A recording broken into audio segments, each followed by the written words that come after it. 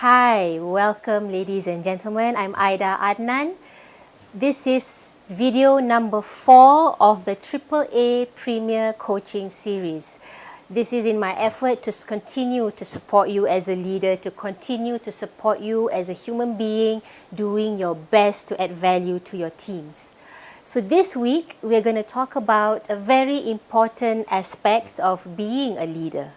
A lot of my clients are parents, and I started being a coach, a trainer, and a public speaker by coaching and working with students and with teenagers. And what I found was, as a parent, there's no manual to help and guide your children. And I worked a lot with children and students in getting to know what are the patterns of behavior that we can alter and make it positive. So today, I'd like to share with you 3 questions that you could ask that could contribute to your child and that could contribute to the betterment of your family. And the first question is, what talent do I see in my child? So this question, a lot of the times, the feedback I get is, yeah, Aida, I know what is, I know my son likes to play soccer. I know my son likes to play video games, That's all he does. But what this question asks you to do is, what is the talent? As a parent, we sometimes can take it for granted that, oh, he's good at this or she's good at that. But what is the talent? Where do you see that your child can shine? What do you see that your child is happy doing? And that makes a difference to your children. We always think that, okay, what I say, I told him many times to study every day at 6 o'clock, but he doesn't listen. We think children listen to what we say, but the most important thing is we don't realize they mirror what we do. In a house, if the parents are stressed and if the parents most of the time is working and not communicating, not connecting, the children will pick up on that habit or that pattern. And that's why you find as they grow older, they don't really connect. Not that they can't or that they won't, but they don't know how to. If you grow up in an environment where the elderly people show concern, make a lot of eye contact, smile and demonstrate that they are happy, well-adjusted people, the children will start to be like that. So as a parent, I get that it's challenging. I get that it's a lot more subjective. So it helps to ask these kinds of questions. Number 1, what talents do I see in my child? So when you see the talent, for example, they're creative, they're good with their hands, or some of them are natural dancers, some of them play a certain instrument better than the other, or they're just really good at dealing with people. They love to be around other children. Then you'll find that you will naturally be able to support them.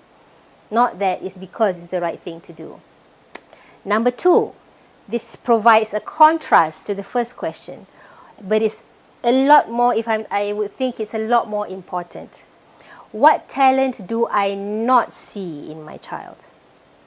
So when we are able to see that, oh, okay, there's a natural talent that he or she is not able to express, probably because there are none of that support in the environment.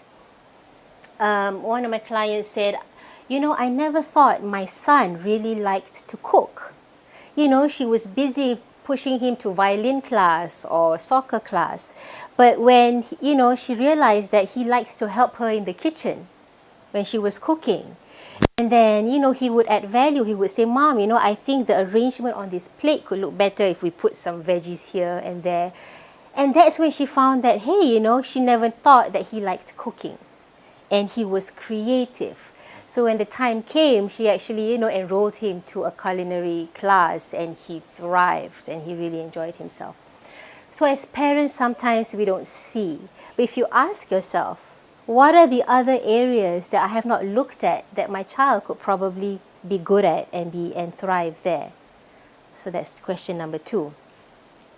Question number 3 is a question that you could ask to see how you are impacting your child in terms of their self-esteem. Self-esteem to me means their ability to accept themselves, both good and bad. You know, life is full of challenges, and you also want to be able to equip your child to be okay with making mistakes, to both accept their wins and their losses. So this question is very important, I feel. Do I demonstrate that it's okay to make mistakes as long as you learn from them? Do I demonstrate to my child that it is okay to make mistakes as long as you learn from them? In society, it's always so apparent that the children that gets the A's and the top scorers are the ones that are talented, the ones that are worth it. And if they don't get the A's and the top scores or the B's, they're not good enough. So as a parent, I think it's very vital to be able to see and appreciate that they tried something and when they failed, as long as they learn from them and to move forward. That makes for a better adjusted child, and they will get that it's part of the process of life to make mistakes as long as you get up and learn from it. So these are the 3 questions. I hope that could add value to you as a parent. I'm sharing because this is what I've got in dealing with all levels of children from different backgrounds, and hope that this helps. So again, go to my website. That's where all the action happens, and I'd love to hear from you, from what you got from these 4 videos. Again, I'm Aidaaadnan, Executive Leadership Coach and the author of The Greater Purpose. Signing off. See you next week.